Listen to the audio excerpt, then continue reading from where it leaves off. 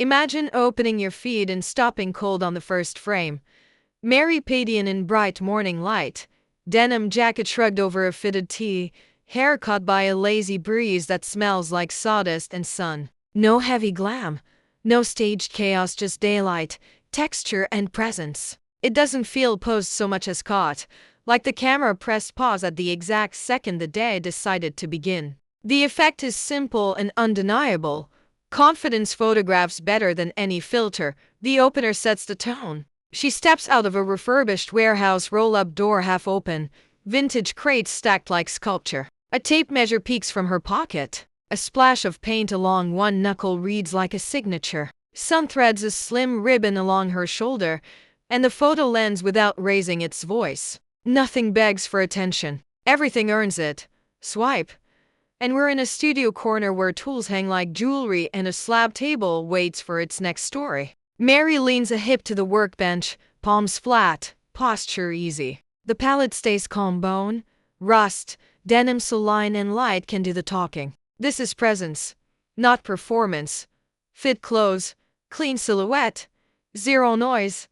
Next, a flea market aisle at Golden Morning. She moves between stalls with a canvas tote, eyes skimming tables the way a musician scans sheet music. The lens tracks while the background softens tin signs, a wire basket, a flash of old glass. A dealer holds up a chipped lamp.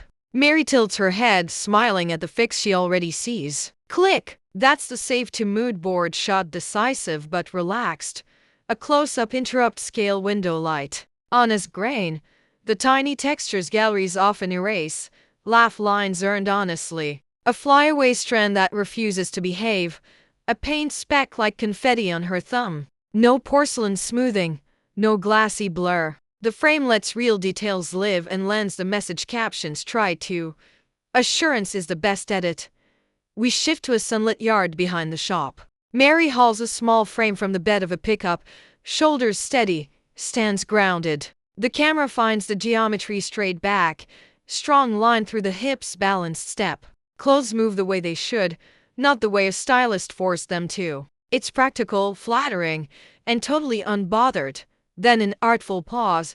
She sits on a low stool, sips from a paper cup, and scans a sketchpad. The shot stays wide enough to breathe string lights, a leaning ladder, a fern throwing lacy shadows. She taps a pencil to the margin and you can almost hear the tiny thump of an idea finding its shape.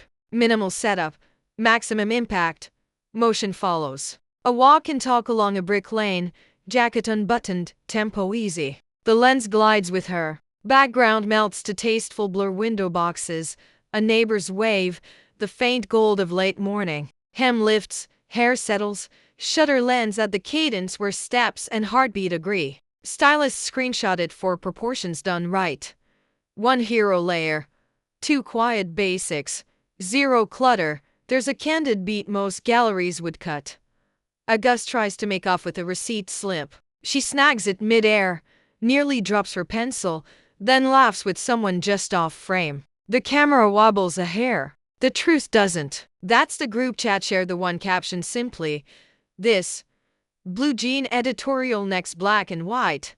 A single stool air." Mary sits half-turned, elbows on knees, gaze level with the lens. Key light sketches one side of her face, shadow writes the rest. No props, no flourish, negative space does the styling while presence does the talking. Minimal somehow reads maximal when the subject knows who she is, sees, lived in ease, and a style that respects the work it's built on. The photos don't hype.